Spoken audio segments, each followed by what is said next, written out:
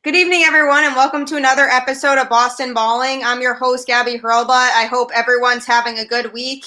It's been an interesting time. We were just talking about this actually right before we got on air about the pandemic and how it's hopefully almost over and how we can all start to go back to normal relatively soon. So let's all just hope for that, and that's some positivity for your evening. And I hope everybody just has a good rest of your week and just continues to stay positive, because positivity has been helping us all get through this. So hope everyone's doing well, having a good night, and I'm looking forward to another good episode of some good sports talk. I have a great guest with me tonight. I'm sure a lot of you are familiar with him. His name is Chris Lambton. How are you doing?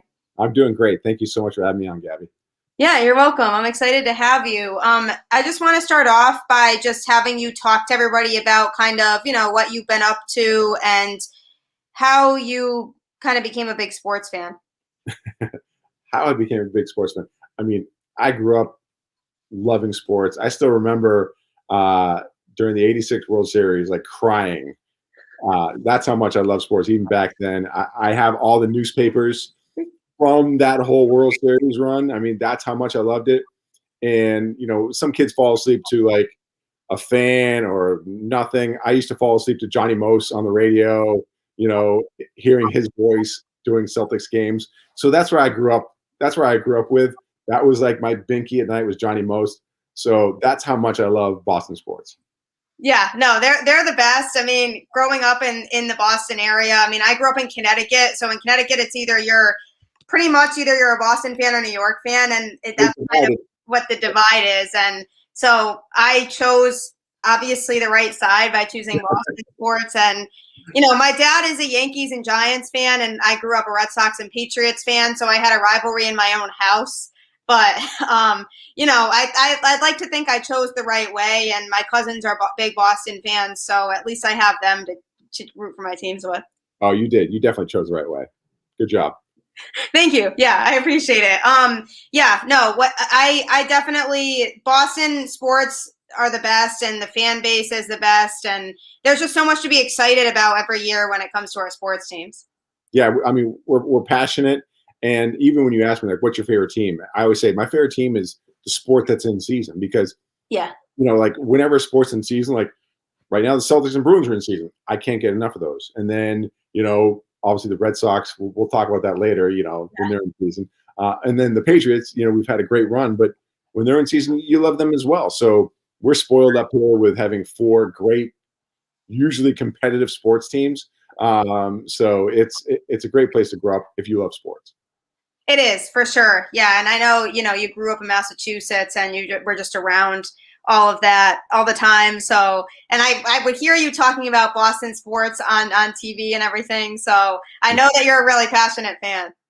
Yeah, I mean, so whenever I do like a show, like if I have to pick a contestant for a show, if they're a Red Sox fan or a Celtics fan or whatever, I'm like, all right, that's who I'm picking. I don't care anything else about that person. If they have a Red Sox hat on, you come home with me, man. We're gonna fix up your yard. That's good to know. I'll keep that in mind. I'll just wear all my Boston attire and I'll go on the show. You'll be a shoo-in. That's all it takes.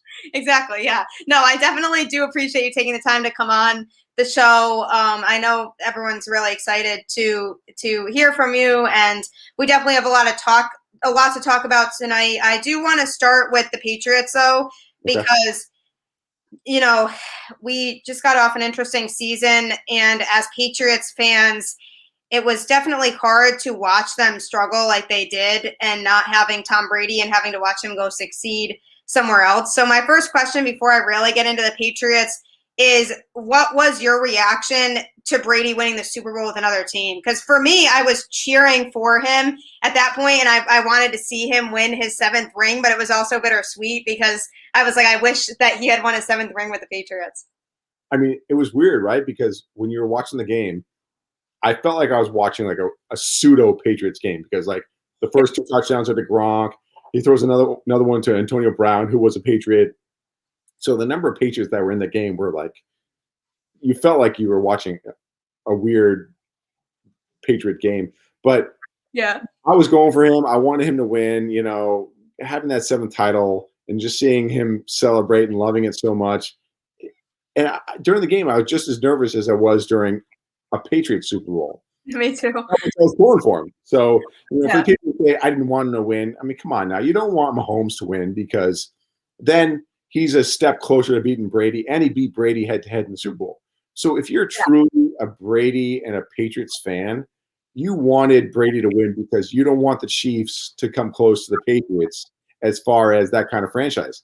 So the fact that they lost, that's a step down for them. So that's better for the Patriots run the last 20 years in my mind.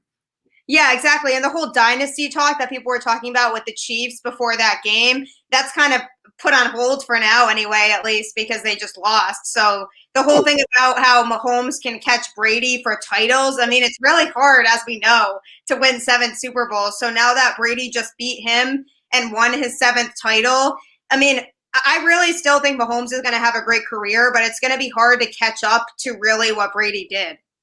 Yeah, I mean, there's no way that Mahomes won't win 2 or 3 unless he a weird injury. But I mean, the fact that he lost head-to-head to Brady, that's huge. And also, it's you don't want a back-to-back because the last back-to-back was the Patriots, early in the dynasty. So that's, again, everything was us as New England sports fans pushing for Brady for maybe one last hurrah to go back there, win again. But now it looks like he wants to come back for the next 2 years. So now I'm like, oh, man. Yeah, he does. And I really thought, even before the game, even if he wins, I still don't think he's coming back. He's done, rather. I really still think he's coming back for another couple of years or something because he already said, I mean, at the end of the game when he was holding up that trophy, he was like, we'll be back. Coming back. I know. So I think Gronk's coming back too. Yep. And I think Antonio Brown said he was going to go back there if they give him a I mean, it's almost like, Patriots 2.0 down there.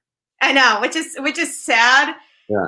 I also am definitely happy for them, but it's just weird to see that happen because like you said before, I felt the same way that I was kind of watching a Patriots game, just a different team. It was so strange. I know. I mean, he barely threw to Evans or Godwin, so it was basically like he was throwing to Patriots the whole time. 2 touchdowns to Gronk. I was like, yeah, this is deja vu from the Patriots days when Gronk was always the clutch one that he was throwing to in those key games towards the end of the season and in the postseason when Brady needed to make a big play. Most of the time, we could count on Gronk to be there. Yeah, it's cemented now. There's literally no doubt. No one could even say now that Brady's not the best ever. Exactly. Yeah. And Gronk having 2 touchdowns, that makes him probably the best ever tight end. Yeah, exactly. After coming out of retirement and not playing for a while and coming back and doing what he did. It's just that duo is just something that I don't know if we'll ever see again. A weird Batman and Robin. It's like the weirdest couple ever, but it works. Yeah, exactly. Yeah. It's definitely sad and kind of bittersweet for me for sure, but I'm always Patriots number 1. I posted this on Twitter the other day that I'm happy for Brady and I'm happy he won his 7th Super Bowl, but I'll never purchase a Brady Bucs jersey because I can't do it. I can't buy a jersey that represents another team. If anything, I'll buy another Brady Pats jersey and just wear a Brady Patriots jersey while he's playing. And I'll still root for him and support him and want him to do well down there, but I'm never going to buy a jersey that represents a different team, even if it has Brady's name on it. Right. And if it was the Patriots in the Super Bowl against Brady, I'm going Patriots all the way. Exactly. It's cut and dry right there. Yeah, exactly. So that's where the line is drawn. That I think most Patriots fans know. We were rooting for Brady, but had it not been the Chiefs in that spot and it had been the Patriots versus the Bucs, Patriots all the way. All the way. Yeah, definitely. It's sad, but it definitely is something that I guess we can just look back and just think about how much he did for the Patriots and be like, wow, we had him for 20 years. So we definitely were in a good situation and we're spoiled, I guess, for that amount of time having a quarterback that's so great as our guy. And it was such a change seeing them go from somebody like Tom Brady to Cam Newton, who I have mixed feelings about this too, just because a lot of people are just kind of blaming Cam for a lot of the struggles that the Patriots had this year. But at the same time, he really didn't have weapons on his offense to be able to work with. And I mean, he had COVID, first of all, so we can't disregard that. And also the Patriots had a lot of COVID opt-outs this year too. So just a lot of and injuries too to key players. So just a lot of circumstances this year just didn't really work out in their favor. Had they had the same team this year, but Brady as their quarterback instead of Cam, do you think that they would have gone to the playoffs? They would have won at least 2 or 3 more games, so that probably puts them in the playoffs. But as you said, their roster, their wide receivers, their tight ends were way below what the Bucs had, what the Chiefs had. Their defense, with all the opt-outs, were way below. They had the injuries to Edelman. There's no chance that they would have won the Super Bowl this year, even with a 30-year-old Brady at quarterback. Well, maybe with a 30-year-old Brady quarterback. But they would have no chance. Their roster is not built for a Super Bowl run this year. Yeah, I agree. But they kind of all right, listen, we got no quarterback. All these players are opting out. Let's just kind of punt the year. They were still competitive, and that I think that was Belichick. Keeping them competitive, especially defensively. And we'll see what happens with next year because they have a ton of cap space. Hopefully, Hightower comes back. We'll see what they do with some of the other guys, and we'll see what they do with Edelman. But there's a lot of question marks. Yeah, for sure. The question marks are the biggest thing, and I completely agree with you. I think that if they had Brady, they definitely would not have finished with a losing record like they did. They would have been over 500. Yeah. Maybe they would have snuck into the playoffs in a wild card spot, but they definitely would not have won the division because the Bills were just really good this year. But I do think they might have snuck into a playoff spot, but they definitely didn't have enough to go all the way this year. It probably would have been one of the situations where they get into the playoffs and unfortunately lose in the first round or something like that, which is sad. But yeah, it's a lot about the team around Brady and whoever the quarterback is. And I feel like with Brady, he didn't really have a lot of weapons there either, but he was able to make it work just because he's Tom Brady.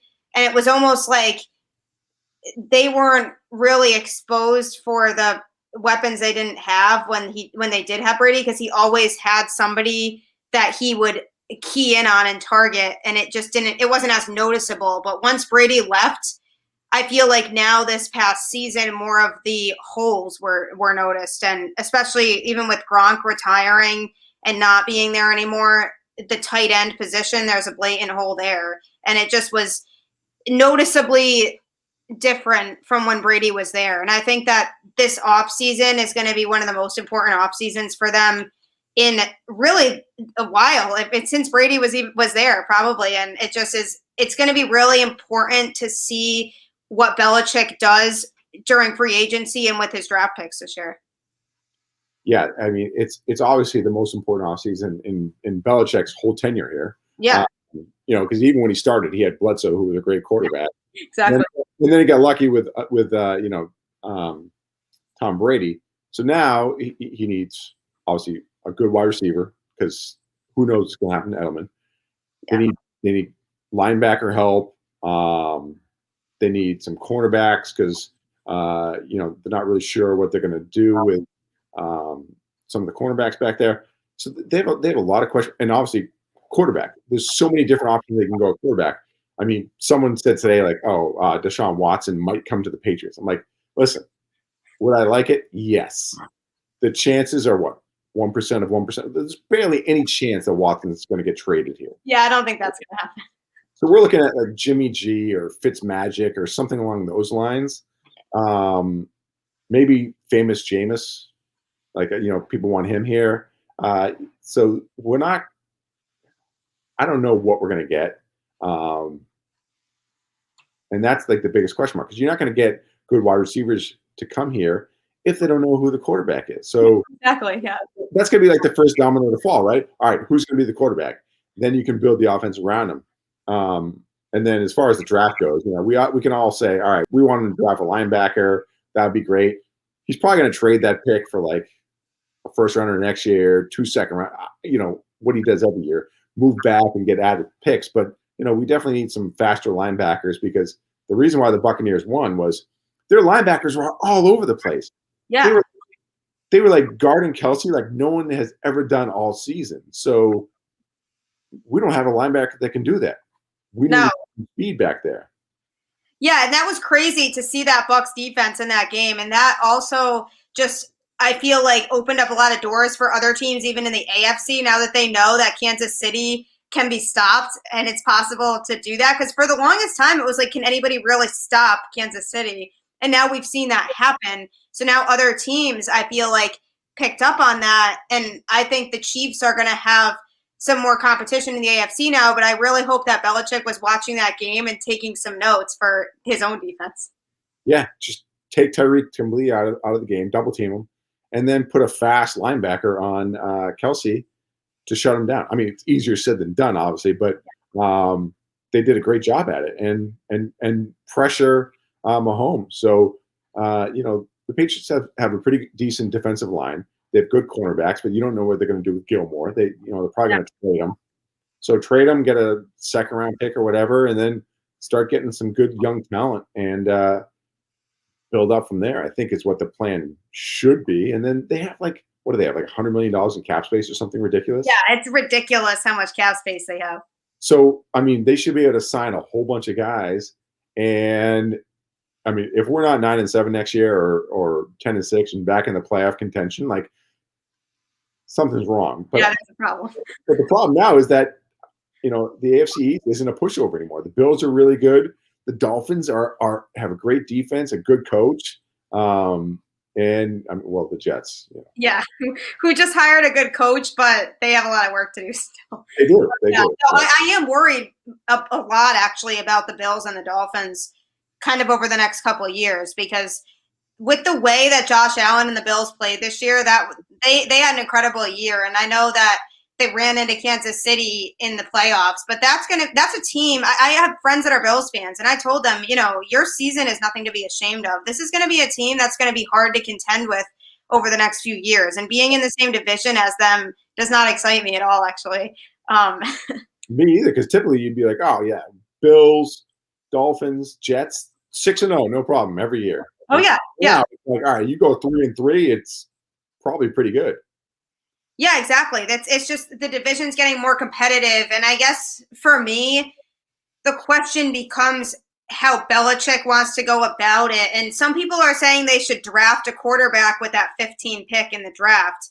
And to me, that just doesn't seem like something that Belichick would want to do. I really don't see him sticking around for too much longer. And I feel like his goal would be more to win another Super Bowl before he retires and wouldn't really want to be around for a whole rebuild. And if he drafts a quarterback, then they're just starting from scratch essentially and doing a full rebuild. And I just don't know that that's something that he would want to do. And the fact that because they were interested in Matthew Stafford before he went to the Rams. And so that to me shows me that he's aiming for a veteran quarterback who's been in the league and has the experience, so that he can kind of build the team around that quarterback and go for a championship sooner, as opposed to drafting somebody fresh out of college and trying to work them into the system and have it take a couple of years before they might be contenders. I don't think that's something Belichick really wants to deal with. And that's also, I feel like, part of the reason why he even tried out with Cam Newton, because he could have tried to draft a quarterback last year and he didn't. So I think that after Brady left, he was like, yeah, I mean, I would rather have a veteran quarterback and try to work things out that way. And that's kind of what he tried with Cam. And Cam obviously wasn't the answer, but neither is Jarrett Stidham. So I personally like the idea of Jimmy Garoppolo overall. What worries me with him is his injury history, but he knows the system, and we know that Belichick likes him. So if he came in and they could get some weapons around him, it actually might not be a bad situation, since he already knows the Patriots system and he has the playoff experience, because he took his team to the Super Bowl last year.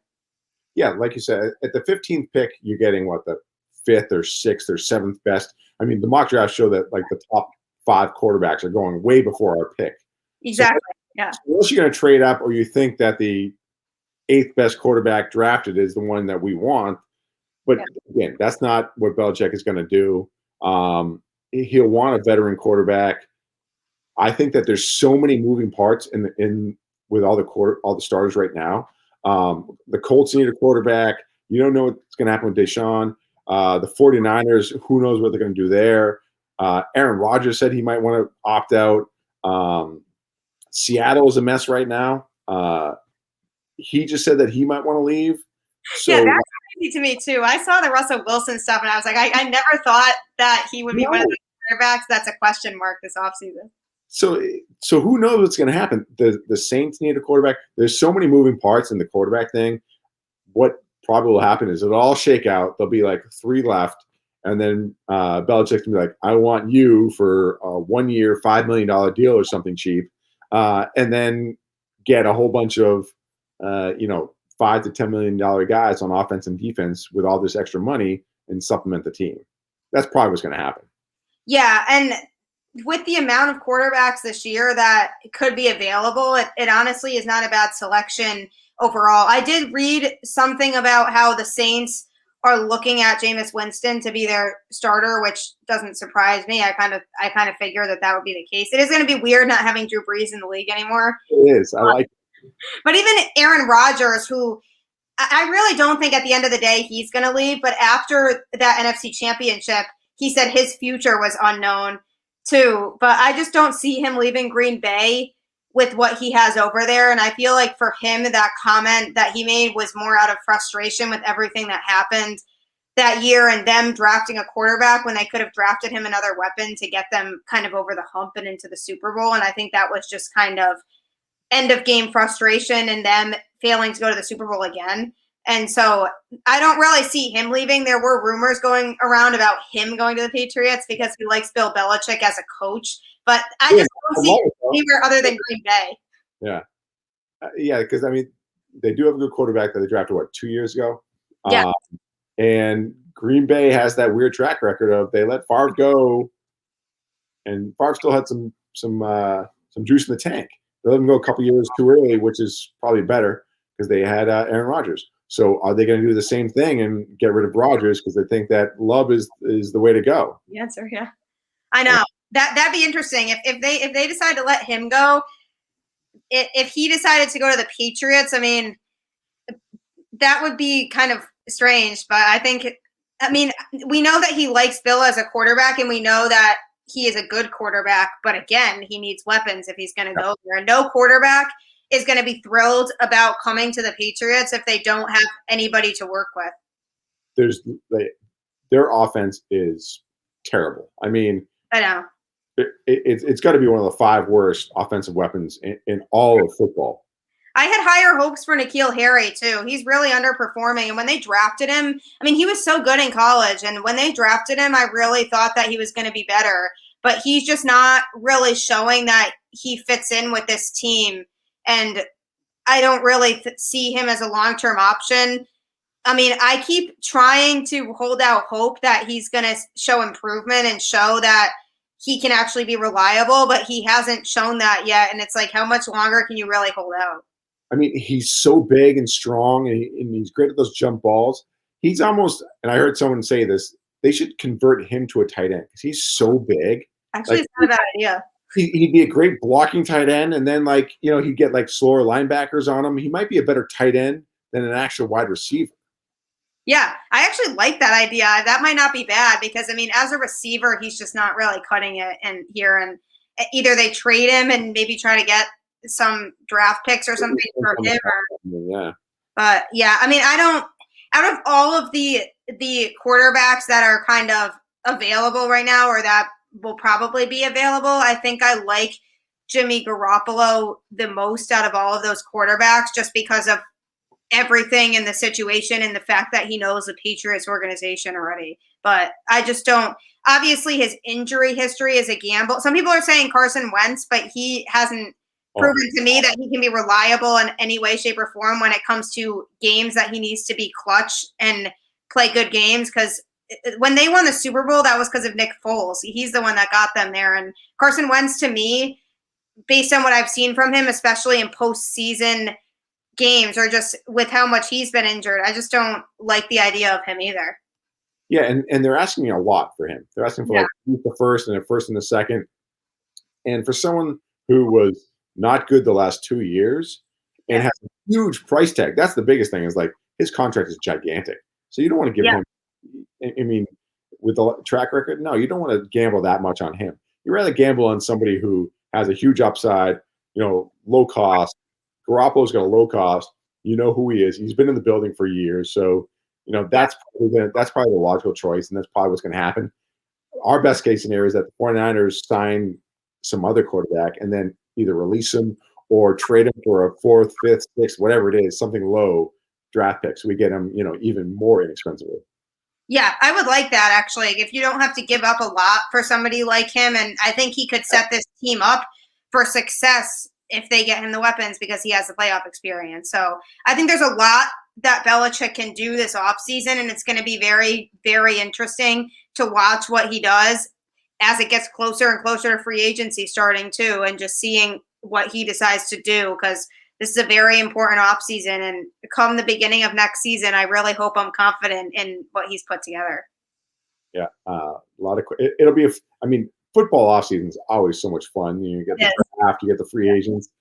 So it actually makes it bearable when there's no football, and especially this year with the Patriots, because typically you don't have that many question marks as a Patriots fan. But this year, from quarterback to wide receiver to tight end to linebackers to what are they going to do with Gilmore and the quarterback? There's so many moving parts. So it should be a fun draft night, and it'll be exciting to see what they actually put together for a team.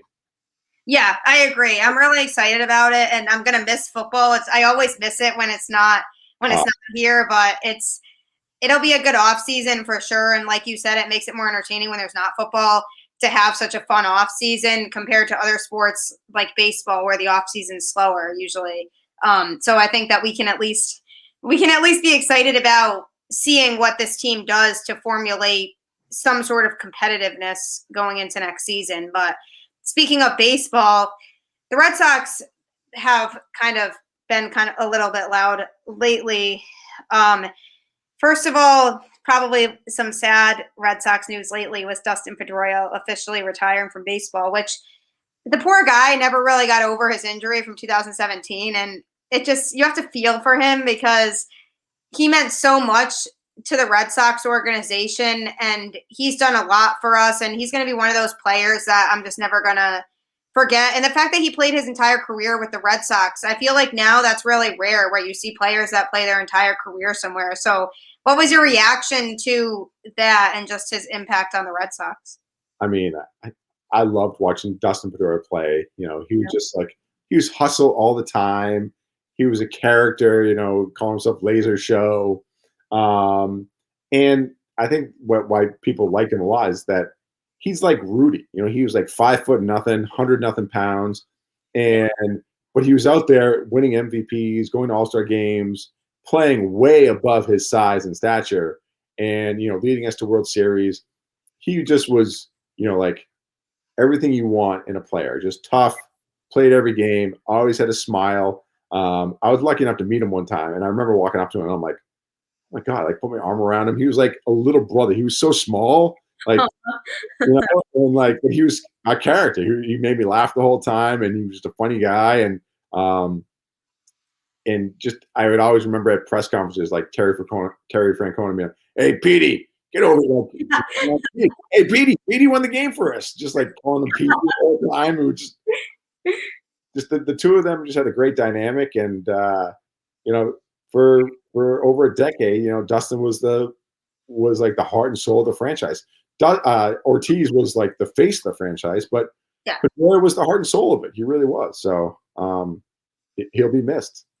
Yeah, I think about that 2004 World Series year and just him being part of that team and how special that whole run was, and them winning it all, and just all the success they've had after that, since then, and winning 3 other World Series after that. And just thinking about the fact that he was there for all of that, and just was such a good locker room guy, and just brought everybody together and had a way of just motivating his team and keeping everybody focused, and was just a really good veteran leader to have out there. And even with the 2018 team, when they won the World Series, there were some young guys on that team. And I feel like having somebody like Dustin, who had been there for so long, even though he couldn't really play, still having him present, I think, made a big difference for them that year, and just being able to motivate people to just keep going. And baseball's a long season, and I feel like the longevity of it, sometimes it's difficult to stay motivated for that long. But he was always the type of player that you could count on to just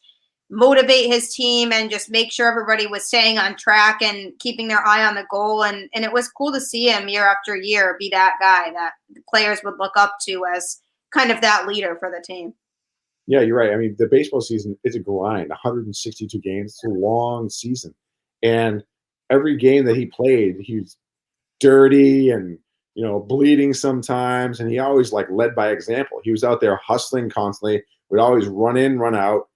Every time he hit the ball, he would sprint to first, trying to beat out every single play. So he showed you the right way to play the game, and he held his teammates accountable, which is what you want in a leader.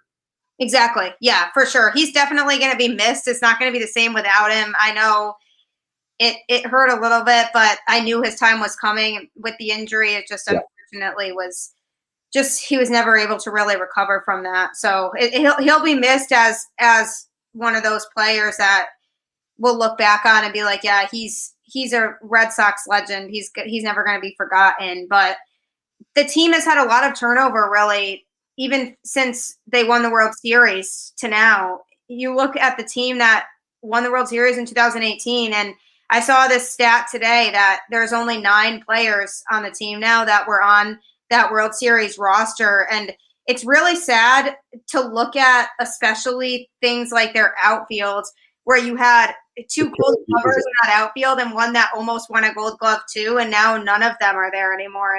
And that was quick that, you got rid of those players. And I know when they traded Mookie, originally I was so angry, and I was like, that's the type of talent that we probably won't find ever again. What are you doing trading somebody like this? And in the long term now, it seems like they're just trying to rebuild, but it's definitely a little sad and frustrating that there's no JBJ, there's no Andrew Benintendi anymore now, and there's no Mookie anymore. They signed Marwin Gonzalez, which to me, when they traded Benintendi to the Royals, in my head I was like, oh, I wonder if that means that JBJ is coming back. But that didn't last long because they just signed Marwin Gonzalez, so that the outfield now seems to be kind of set. So how do you feel about that, though? Because Andrew Benintendi, I mean, he struggled in 2020. Even in 2019, he didn't play as well as he did the World Series year. Last year is hard for me to really judge anybody because it was a shortened season, but he kind of was falling off a little bit. But how do you feel about him in terms of kind of the long term? Did you see him as somebody that would be with the Red Sox long term?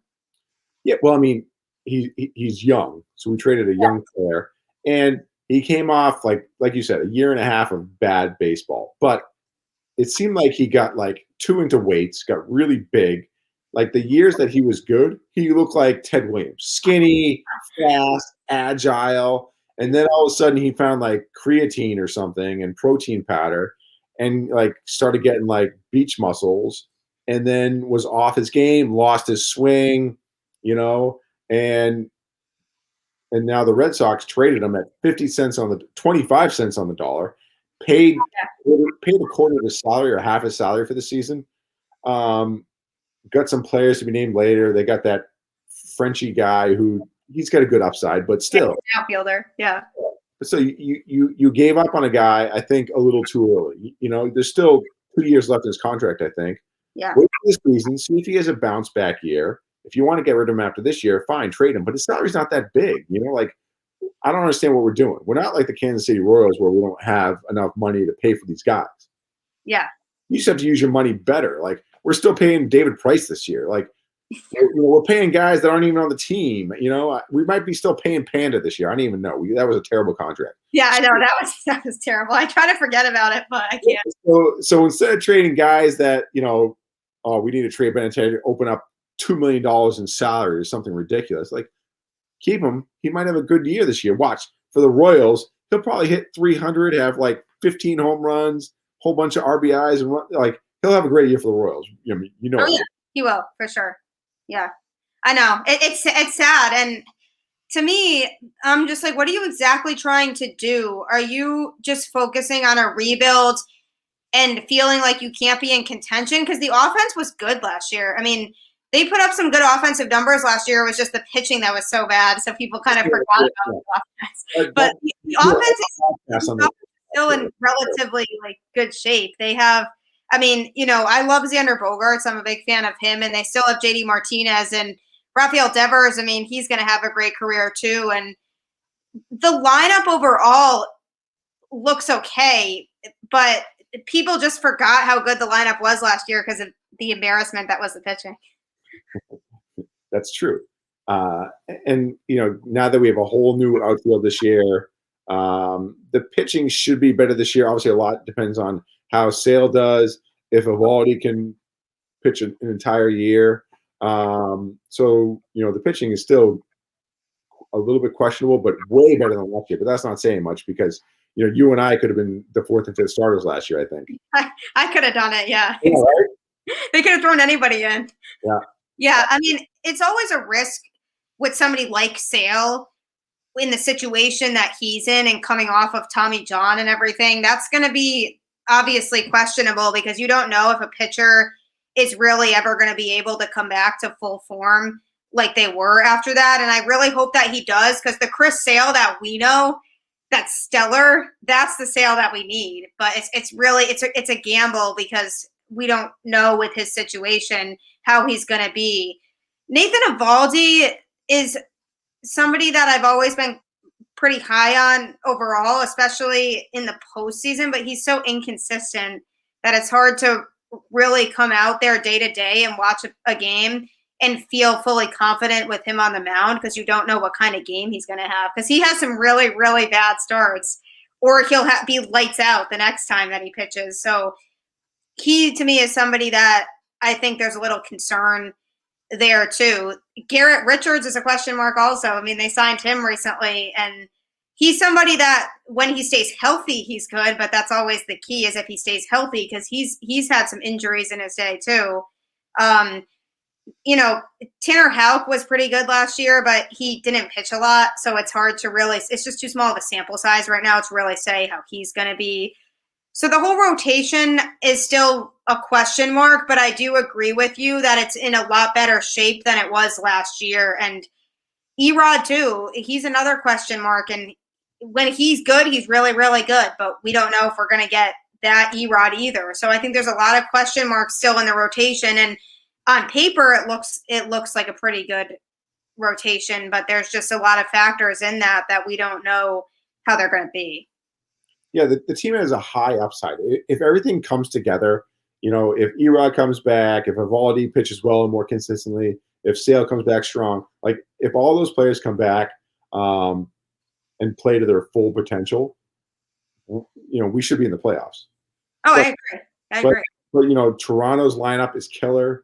The Yankees are always going to have a killer. Tampa's great. So, I mean, right now we're probably the fourth best team in the AFC, in the AL East. And that's I saw that today too. I saw just one of those graphs with the projected standings, and it said that they projected that the Red Sox would go 80 and 82 and be in fourth. But if the pitching comes together, they won't have a losing record. If the pitching actually comes together and everything works out how we want it to work out, they'll be a good team actually next year, or this year, I should say now, because it's coming up soon. But I think that it's just, there's so many hesitations still, but if everything can really come together, I do agree with you that I think that they won't win their division, but I think they can be a playoff team. I think they can get into the playoffs in a wild card spot if everything comes together the way that we want it to. And even Bloom the other day, I saw something, he said, somebody asked him, do you see the Red Sox as contenders this year? And he said, I think they can be.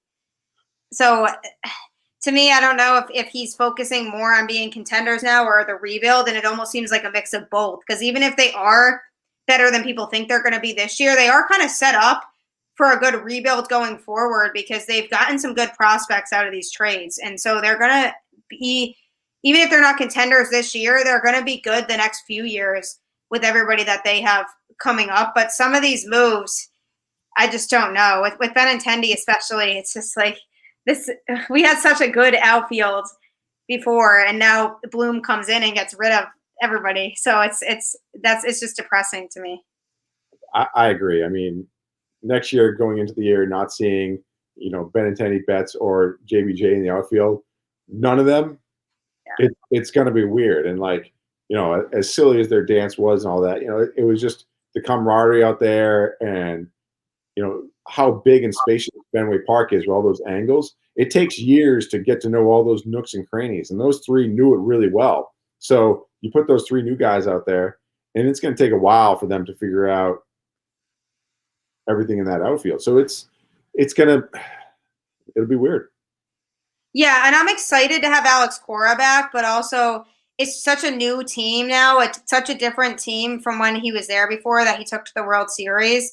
So it's going to be interesting to see how he works with some of these new players. But the thing I like about Alex Cora is he seems like he knows how to work with any type of player. And we kind of saw that with the 2018 team, how he really knew how to work with those players, and he could relate to everybody and just had a way of bringing everybody together as a manager. So I think having Alex Cora, again, who we know can manage a team, I think is definitely a step in the right direction also, because they know they're in good hands with him, and a lot of the players on that team have worked with him before. Yeah, he's definitely a player's manager, and I think that he'll help meld all those new people together and try to get the most out of them, which is what he did, when they won the World Series. So, I think we have a good manager in place. I hope that ownership starts spending money in the right ways again, and doesn't, treat us like a third tier market team. So that would definitely help instead of trading away guys like Betts and Andy. But hey.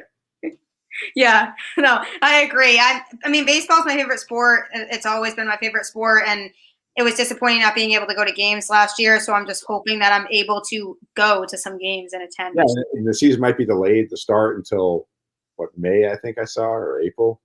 Yeah, so. Who knows what's going to happen? I've seen multiple reports. I've seen something saying that they want to have a regular 162 game season still and start spring training on time.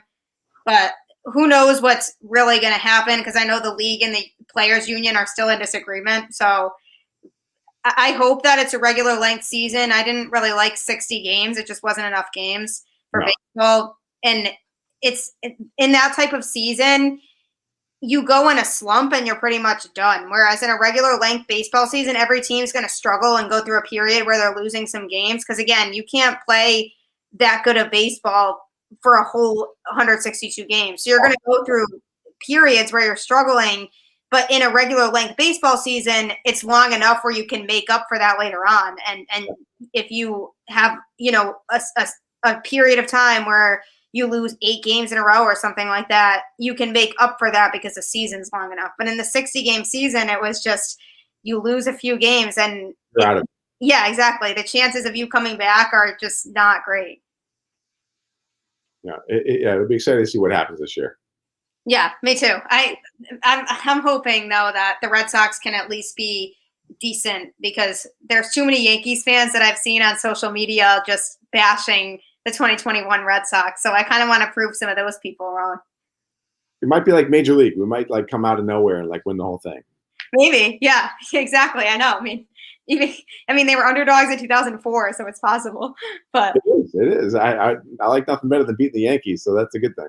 Yeah, I know. Me either. Yeah, and which my dad knows very well how much I like beating the Yankees. Yeah, but in this way, right? I mean, perfect. Yeah, but yeah, at least we have basketball and hockey right now to kind of tie us over until baseball season starts, and those are both great sports, and I love them as well. And so one thing I want to touch on with the Celtics quickly is I don't really know what to say about them. They get me excited, and then they'll start playing poorly, and I'd be not excited anymore. And I'll see their defensive performance and just how inconsistent the defense is, and I'm like, oh my gosh, this is just a repeat of every other Celtics team we've seen the last few years. And Kemba is, I mean, he's my guy. I mean, I grew up 10 minutes from the UConn campus, so I watched him at UConn and I loved him there, and watched him in Charlotte, just always liked him as a player. And now he's in Boston. And when he came to the Celtics, I was like, it's almost fitting with him being a UConn guy that he should be with the Celtics. And I was super excited about it. He's, you know, an all-star point guard. But ever since he's come back from his injury, he hasn't really performed up to expectations fully either yet. And people are saying we should trade him at the trade deadline. And there's a lot of mixed feelings on that. So I was just wondering, based on what you've seen from the Celtics this year and what they kind of need, because I definitely do think a trade at the deadline needs to happen of some kind. But do you think that trading Kemba would be a bad move? I think if you trade Kemba now, it's almost like the Benintendi trade. You're trading him at the lowest possible value, so you're not going to get a lot out of him. So I mean, you know, other teams are looking at Kemba right now and they're like, oh, you know what? He's not playing that well. He's shooting poorly. You know, he's not moving as well. So we're not going to give you our best player for Kemba because it's not a smart move. You know, but at the same time, in the playoffs last year, it was exposed how, you know, when he's I don't even know how tall he is, 5'7" or something like that. He was exposed in the playoffs. He was too short. They pushed him around in the half court game, and he was bad defensively because you couldn't switch off him. So he couldn't almost play crunch time minutes for the Celtics last year. So, you know, I think we need him because he's a good leader. Tatum and Brown are still kind of young. Smart's still young, so he's a good kind of veteran presence. But yes, they do need somebody, and I've heard that they're going to make a big trade. So I don't know if it's going to be like someone like I don't even know how to say his name, Vucevic out of Orlando, who's like a good center, rebounder, scorer. I know somebody said Beal, but there's no chance we can get Beal. If we could get Beal, I mean, I would love it, but we'd probably have to trade Smart, Kemba. Yeah, maybe somebody like I saw maybe like Robert Williams and Marcus Smart and maybe Kemba if they wanted somebody like Bradley. Yeah, like and a couple draft picks, which, you know, was fun. If we got Beal, like we don't have a really good knockdown 3-point shooter on the Celtics. Oh, no. And that's like a glaring need because, you know, Brown has been awesome this year. He's great at driving the lane. Tatum this year has been doing that as well, not like settling. But there's not like who's the best 3-point shooter for the Celtics this year? Daniel Tice? Yeah. That, I mean, a 7-foot German guy, like that shouldn't be your best 3-point shooter unless it's Dirk, right? So they need a 3-point shooter, and they have that $28 million trade exception. Yeah, that's the thing with the Gordon Hayward thing, that they have that going for them too. So they have all the pieces in place to make a big trade. They have a ton of young talent that they could trade away to get somebody back in return. But I mean, if you told me for the next decade I get to cheer on Jaylen Brown and Tatum, I would love it because the two of them together are amazing, and it would make the Celtics fun for the next decade. Yeah, it would, and I'm really excited to just see how that duo pans out with Tatum and Brown. I hope they never separate them and that they both stay in Boston because they're really proving to be one of those duos in the NBA that people are going to look at like a LeBron and AD type of thing down the road and be like, wow, these two guys here are a force to be reckoned with the Celtics. So I hope that they're young still and they're playing like this. And 22 or something like that, right? Yeah. I think Brown's 23 and Tatum's 22. Yeah, they're crazy young. And that's why I'm so happy to see what they're doing now. Yeah. So I mean, and the thing with the Celtics is like they have a high ceiling. I mean, if you told me they made the finals this year, well, I wouldn't be surprised because I think that the East is wide open. They can easily come out of the East. Although Brooklyn's really good, if all those guys are clicking, but I mean, you never know in the playoffs. Exactly, yeah. And with Brooklyn, I mean, yeah, they went out and they got James Harden, but they gave up a lot for him. They pretty much gave up everything, all of their depth, and so they basically were putting all of their eggs into the championship now basket, and it's basically championship or bust for them at this point.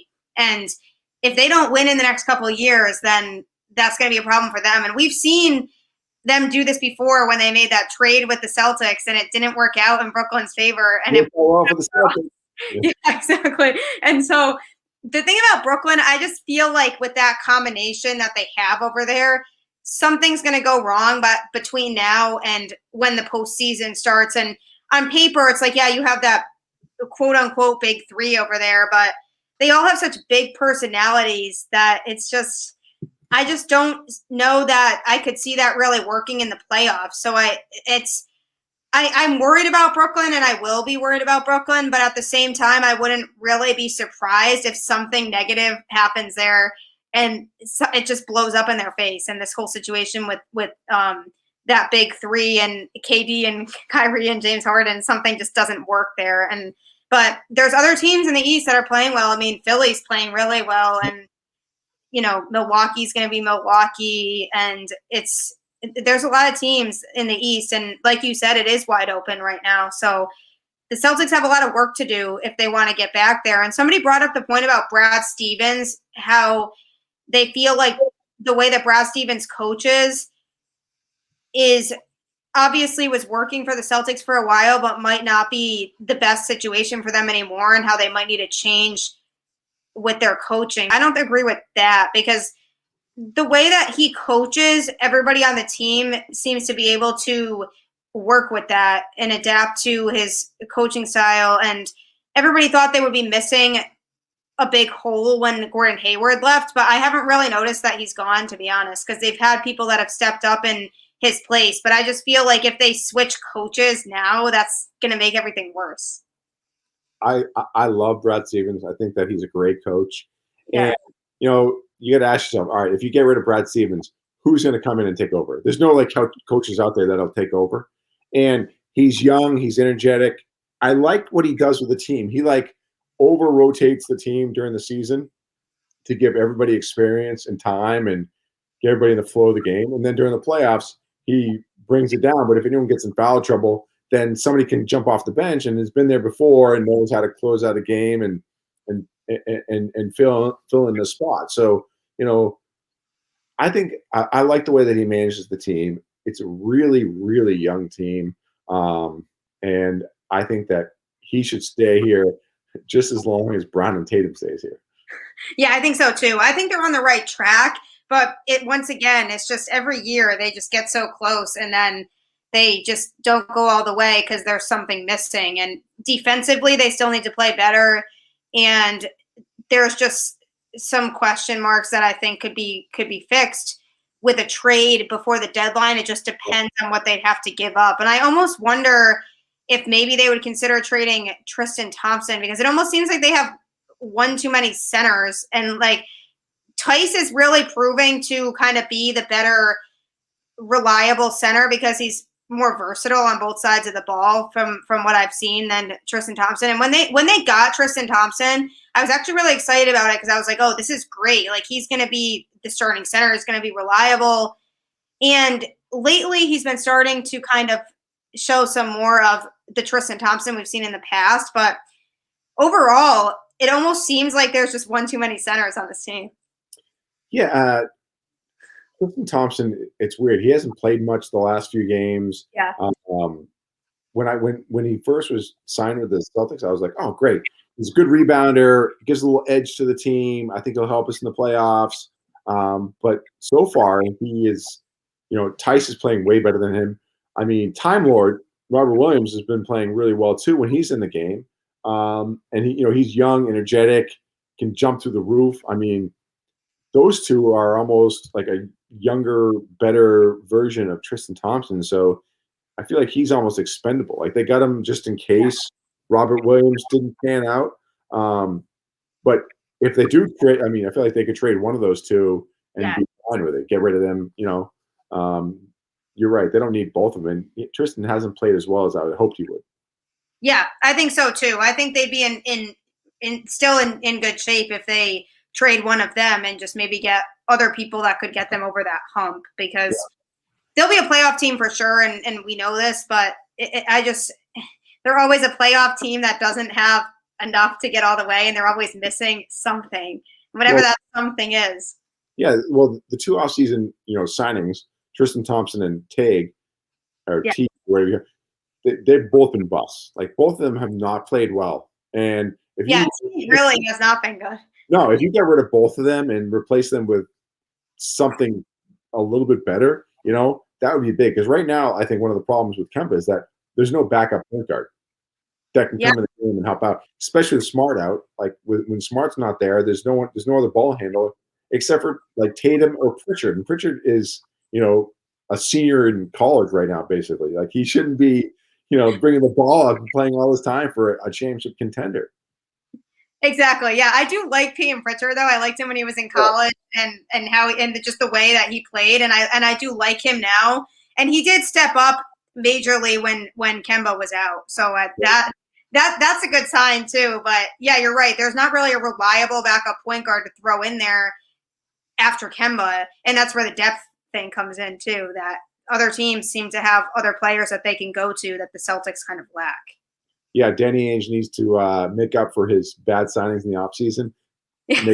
Make a big trade that will get the Celtics over the hump and get us back to the Eastern Conference Finals. Yeah, for sure. I definitely agree. And they can do it. I mean, they have enough talent to be able to do it. They just need to execute this the right way. And I do think we see a move at the deadline. I just hope it's a good move. You and me both. But yeah, and so lastly, before I let you go, I do want to touch on the Bruins a little bit here too. They're an exciting team to watch this year. They, there were not a lot of expectations. I mean, for me personally, at least going into the season, just because of all the changes that they went through, getting rid of a couple of key players defensively. And I was like, great, like the defense is not going to be good. But at the beginning of the season, it was offensively and the scoring that they were struggling with. And that was something that we didn't expect to see either. They just couldn't score in regular 5-on-5 shooting, and their defense was playing pretty well.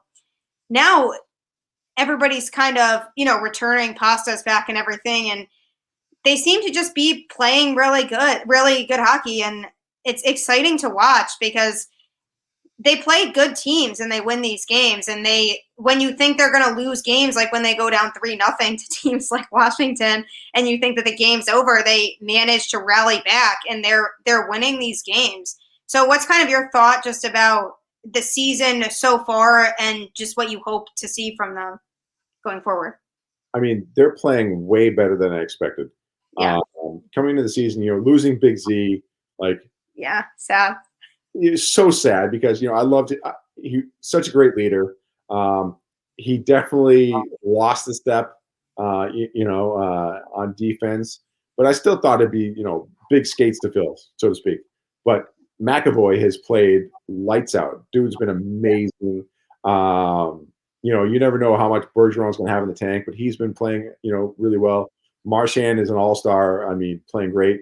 But are they playing too good too early? Like, I feel like they've done this in the past where they start out so strong, they're crushing it early in the season, and then when it gets down to later in the season, they kind of take the foot off the gas, come into the playoffs, lose in the first round to Toronto. Usually is what happens. Yeah. So it's disappointing. It is. I mean, they're playing in the toughest division right now in all of hockey, I think, and they're like they only lost, I think, one game. I mean, they've been playing incredible. They're beating teams that are no joke teams either. It's not like they're just beating teams like the Devils. They're beating teams that are. I mean, no offense to them, they're beating teams that are good. Yeah, I mean, they're playing incredible. But with hockey, it comes down to momentum in the playoffs, and unlike any other sport, like you could have the best offense and defense, but it doesn't matter. In hockey, it all comes down to goaltending. So will Tuukka be there in the playoffs and play the way he's capable of playing? That's all it comes down to. The Bruins, like they're going to make the playoffs. There'll be a 1 or a 2 seed in the playoffs, but it comes down to Tuukka. And he's been playing great like he always does during the regular season. But will he be a Stanley Cup winning goalie and stand on his head, win us a couple games in every round? Because the offense will win 2 games in every round, no problem. Oh yeah, yeah, easily. And the way our defense is playing, like they might win a game too. So it comes down to the goalie. The goalie has to win at least 2 games every series. Yeah, exactly. And that's a concern that I have. And even with these young players on the team, are they going to be able to maintain what they're doing when it comes to games down the stretch or important games that they have to win, or even the longevity of a series in the playoffs? Are they going to be able to sustain that for a full series against some of these really good competitive teams down the stretch? And I do worry about the same things as you. They're playing really well right now, and it's nice to see that, and it's fun to watch.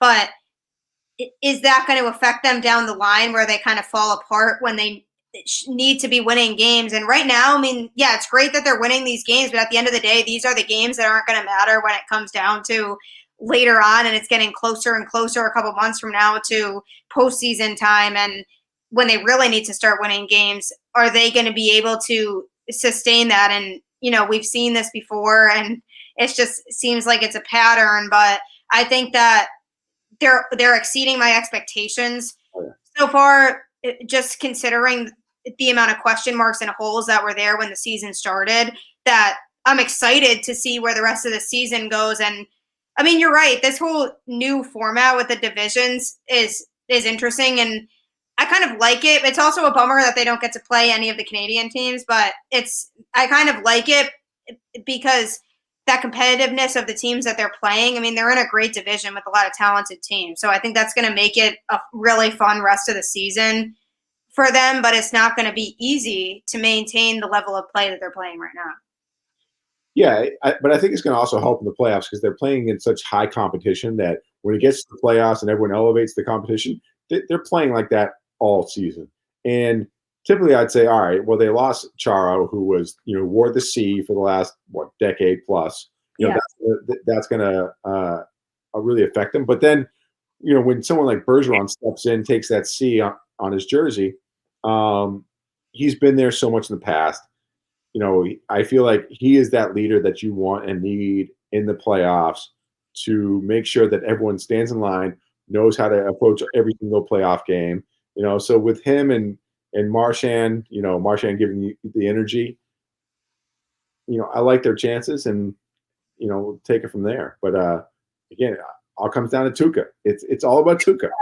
It does, yeah. And I like what I've seen from him so far overall. But again, it's just, we know how this goes every year, so it is going to come down to him, and can he be clutch in those moments that he needs to be clutch in playoff time and crunch time, and can he be that guy? Because we've seen this before. So I'm definitely excited for it, and I have high hopes, but I guess we'll just have to see what happens. And I'm just happy that they're making the most of their situation, and it definitely hurt watching Chara score that goal against them too. I was like, this is just a painful feeling for me. Like, why do we have to go through this right now? But I think they're playing really well, and I'm definitely excited for the rest of the season for them. It's a title is well overdue now at this point, and I'm just hoping that they can kind of make a serious run. And I think that they're the closest out of all four of the teams to winning a championship. I think so too, actually. Yeah. I think so too. Yeah, I think other teams have more work to do. Yeah, I think they're far and away get the best chance of winning the cup this year. Celtics are probably the second best, and then that's it. I don't think. I agree with that, because then you look at the other two teams. No chance. You can't really put them in the championship caliber category. Not yet. Not without a quarterback or without knowing what the rotation is going to be like. No chance. Yeah, no, I agree completely. But that's why I'm like, I have all these high hopes for the Bruins, because I'm like, if one of my teams can win sometime soon, I'd be happy with that. I know. My poor son, he's 2, and he has not seen a championship yet in Boston. Like, I feel for my son. Yeah, I know. It's too long. He's been around too long to not have seen a championship yet, to be honest. Like, I know. But he's on a good path, because he definitely likes the best teams that there are. So he's going to grow up and be very, very happy that you instilled this in him at a young age. Oh, believe me, every Sunday he wears Patriots stuff, and good. He likes basketball and hockey. I teach him. Good. Yeah, he's going down the right path. So he'll be joining us Boston fans down the road. Yeah. Well, which is weird, because I was raised by, my dad's from Montreal, so he was a Canadiens fan. Oh wow. So when I became a Bruins fan, it was like That's interesting. Oh, that's awful. He was like, no, that's like the worst thing you could ever be. Like, why are you doing this to me? Yeah, well, I mean, he had to have expected it in some way, just with you being around Massachusetts and everything. So, That's like, like, what else would he really expect? Yeah, you moved here. It's not my fault. If we had stayed in Canada, maybe I would have been a Canadian.